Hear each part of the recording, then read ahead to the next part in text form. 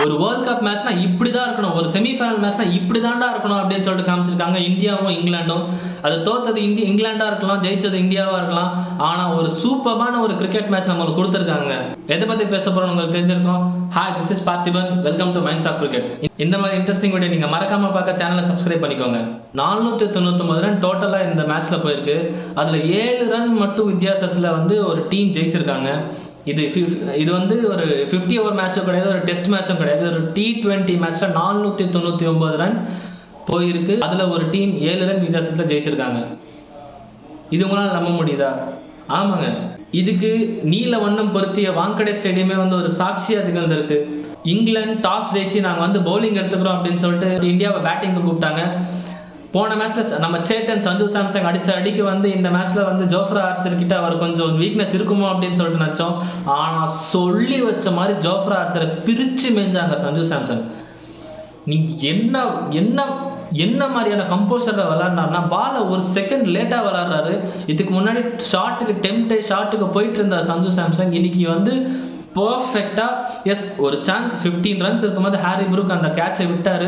கண்டிப்பா இது கேட்சா இல்ல மேட்சான்னு சொல்லி கேட்டோம்னா கண்டிப்பா ஹாரி புரூக் அங்கேயே வந்து அந்த மேட்சை விட்டுட்டாருன்னு தான் நம்ம சொல்லணும்.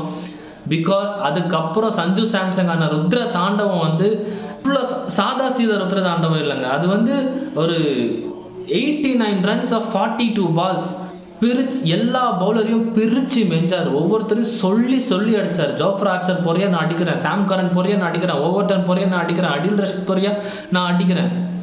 அபிஷேக் சர்மா விக்கெட் சீக்கிரமாவே போயிடுச்சு, வில் ஜாக்ஸ் எடுத்துட்டு போயிட்டாரு. பிகாஸ் இன்னும் அந்த வந்து ஆஃப் ஸ்பின்னரோட ஒரு வீக்னஸ் நம்ம இந்தியன் ஓப்பனர்ஸ் கிட்ட இருந்துட்டே இருக்கு. அந்த இந்தியன் லெஃப்ட் ஹேண்டர்ஸ் கிட்ட இருந்துட்டே இருக்கு. வில் ஜாக்ஸ் சொல்ல மாதிரியே ஃபர்ஸ்ட் ஓவர்லயே வந்து அபிஷேக் சர்மாவை எடுத்துட்டு போயிட்டாரு. அதுக்கப்புறம் இஷான் கிஷனும் ஸ்கை சிவம் துபே வந்து குட்டி பார்ட்னர்ஷிப் போட்டாங்க. கடைசியில் திலக் வர்மா, ஹார்திக் பாண்டியா வந்து ஒரு ஃபிளரிஷான ஒரு ஃபினிஷிங் கொடுத்துட்டு போனாங்க. ஆனால் அந்த வந்து அந்த ஆஃப் ஸ்பின்னருக்கான ஒரு ஒரு வீக்னஸ் அப்படி இருந்துகிட்டே இருக்கு. சஞ்சு சாம்சங் சேட்டன் பற்றி சொல்லி ஆகணும். He is a big match player அப்படின்னு சொல்லிட்டு ஒவ்வொரு ஆட்டும் ப்ரூவ் பண்ணிட்டு இருக்காருங்க. இத்தனை மேட்ச் அவங்க விளையாடாம இருந்திருக்கலாம். ஆனா வெஸ்ட் இண்டீஸ் கூட நடந்த ஒரு குரூஷியலான ஒரு வர்ச்சுவல் குவார்டர் ஃபைனல்ஸ் மேட்ச்ல அடிச்சாரு. இன்னைக்கு செமிஃபைனல்ஸ் மேட்ச்ல வந்து பிரிச்சு அக்கு வேற ஆணி வரையா கழட்டி கொடுத்துட்டாங்க. 253 ரன்ஸ் போஸ்ட் பண்ணாங்க. இந்தியா 253 ரன்ஸ் போஸ்ட் பண்ணி 254 ரன்ஸ் டார்கெட் கொடுத்துருக்காங்க. ஒரு செமிஃபைனல்ஸ் மேட்ச்ல ஒரு ப்ரெஷர் சுச்சுவேஷன்ல ஒரு இங்கிலாந்து மாதிரியான ஒரு சாம்பியன் சைடு வந்து ஒரு அவங்க சேஸ் பண்ணியிருக்காங்க. ஆல்ரெடி 240 ரன்ஸ் வரைக்கும் T20ல சேஸ் பண்ணியிருக்காங்க. ஸோ ஒரு வாய்ப்பு இருக்கு அப்படின்னு நினைக்கும் போது ஃபர்ஸ்ட் ஒரு 4 ஓவர்லேயே வந்து 2 விக்கெட் விட்டுட்டாங்க. அவங்களோட இன்ஃபார்ம் பேட்ஸ்மேன் ஹாரி புரூக்கும் ஃபில் சால்ட்டும் அவுட் ஆயிட்டாங்க. Axar Patel you beauty. Harry புரூக்கோட கேட்சும் வில் ஜாக்ஸோட அந்த கேட்சும் வந்து ஹாரி புரூக்கோட கேட்ச் வந்து அப்படியே இல்லை கபில் தேவ் பிடிச்ச கேட்ச் மாதிரியே இருந்துச்சு. லைக் ஒரு 25 மீட்டர்ஸ் வந்து ஒரு பேக்வேர்ட்ஸில் ரன் பண்ணி மேலே ஸ்கையை பார்த்து அந்த பால் எப்படி கணிச்சு பிடிச்சாருன்னு தெரியல. It's a turning point of the match. And Will ஜாக்ஸோட catch very good awareness of the boundary. அந்த அவேர்னஸோட அந்த பாலை பிடிச்சி சல்லமாக தூக்கி போட்டார் துபே கிட்ட. Excellent awareness of the cricket. And Axar Patel you beauty, you are the turning point of the match. So இதுக்கப்புறம் யார் அடிக்க போறா அப்படின்னு பார்த்தா வந்தாருங்க. நாக்கு செவக்கு வெத்தலை போட்டு வந்த மாதிரி பெத்தல் வருண் சக்கரவர்த்தியை டேக் டவுன் பண்ணாரு. வருண் சக்கரவர்த்தி போட்ட 3 பாலுமே 6 அடிச்சிருக்காங்க.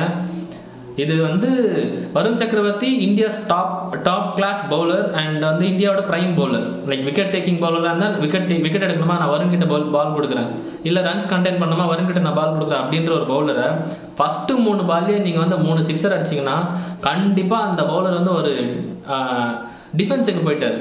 வருண் சக்கரவர்த்தி நான் இதுக்கு மேலே விக்கெட்டுக்கே போக மாட்டேன், நான் டிஃபென்ஸுக்கு போயிட்டாரு. ஒரு prime பவுலரை டிஃபென்ஸுக்கு தள்ளிட்டாங்க.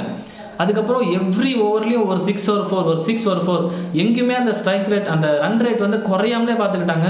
15th over 16th over வரைக்கும் இந்தியாவும் இங்கிலாந்து வந்து ஒரே ஸ்டேஜில் தான் இருந்தாங்க. லைக் 170 ரன்ஸ்னா இந்தியா 170 ரன்ஸ்னா இங்கிலாந்து 170 ரன்ஸ், இந்தியா 190 ரன்ஸ்னா இங்கிலாந்து 180 ரன்ஸ். ஏன்னா விக்கெட்டில் வந்து ஒரு 2 விக்கெட் எக்ஸ்ட்ரா விட்டுருந்தாங்க இங்கிலாந்து. அந்த சுச்சுவேஷன்ல ஜேக்கப் பெத்தல் சொல்லியே ஆகணும். இந்த வாட்டி போன மேட்ச்ல வந்து டீம் சைஃபோட்டோ ஃபினாலன் அடிச்சது பார்த்தா கொல்கத்தா நைட் ரைடர்ஸ் சந்தோஷப்பட்டிருப்பாங்க. ஆனா இன்னைக்கு மேட்ச்ல வந்து ஜேக்கப் பெத்தல் அடிச்சது பார்த்தா வந்து ஆர்சிபி ஃபேன்ஸ் வந்து ஈசாலா கப்பு நம்முது வந்து ஒரு பெரிய ஆர்ப்பாட்டமே பண்ணியிருப்பாங்க. இதை வச்சு அந்த மாதிரியான ஒரு குவாலிட்டியான இன்னிங்ஸ் ஆனாருங்க. யார் வந்தாலும் அடிச்சாரு. வருண் சக்கரவர்த்தி, அக்ஷர் பட்டேல், ஹர்ஷ்தீப் சிங், ஹார்திக் பாண்டியா, ஜஸ்பிரீத் பும்ராவையும் அடிச்சுட்டாருங்க ஜேக்கப் பெத்தல். அவரோட குவாலிட்டி, அவரோட கிளாஸை வந்து காமிச்சாரு.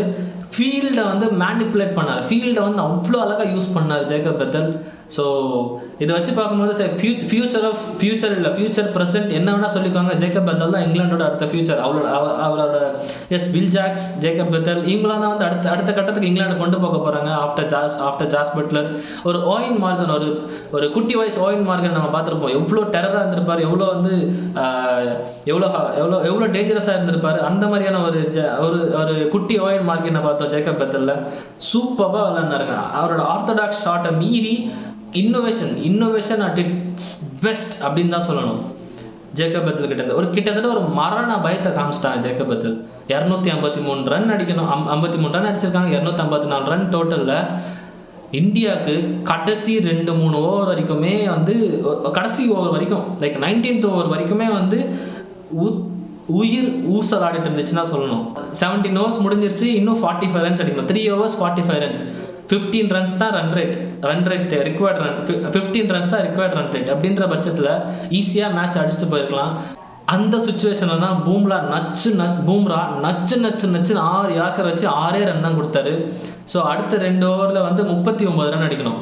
ஹார்திக் பாண்டியா அவரோட எக்ஸ்பீரியன்ஸ்லாம் மொத்தமாக கொண்டு வந்து அந்த ஓவர் ஃபுல்லாக முடிச்சாரு. 9 ரன் மட்டும் தான் கொடுத்தாங்க.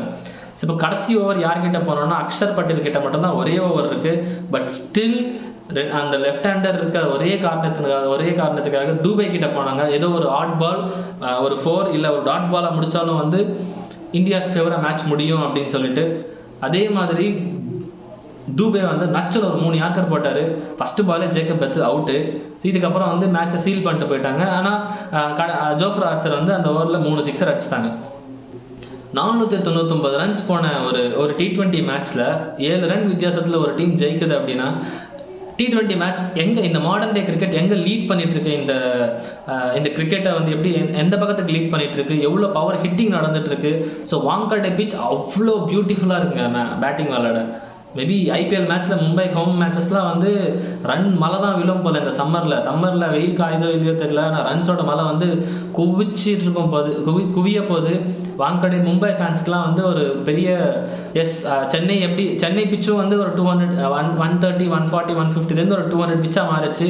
வாங்கடே அப்படியே 200 பிச்சிலேருந்து ஒரு 250, 260 பிச்சாக மாறிட்டு போயிட்டு இருக்கு. நம்ம சேட்டன் சஞ்சு சாம்சங் இன்னிங்ஸும் இங்கிலாண்டோட பிரைம் பேட்ஸ்மேன் ஜேக்கப் பெத்தலோட இன்னிங்ஸ் பற்றி உங்கள் கருத்துக்கள் என்னன்னு சொல்லிட்டு கமெண்ட் செக்ஷனில் சொல்லுங்க. இந்த மாதிரி இன்ட்ரெஸ்டிங் வீடியோ மறக்காம பார்க்க, இந்த மாதிரி இன்ட்ரெஸ்டிங் வீடியோ நீங்க மிஸ் பண்ணாம பார்க்க மைண்ட்ஸ் ஆஃப் கிரிக்கெட் சப்ஸ்கிரைப் பண்ணிக்கோங்க. இந்த வெற்றியோட வந்து இந்தியா நியூசிலாண்டை இந்த வாரம் இந்த ஞாயிற்றுக்கிழமை வந்து ஃபைனல்ஸை சந்திக்க போறாங்க T20 வேர்ல்ட் கப் ஃபைனல்ஸ்ல.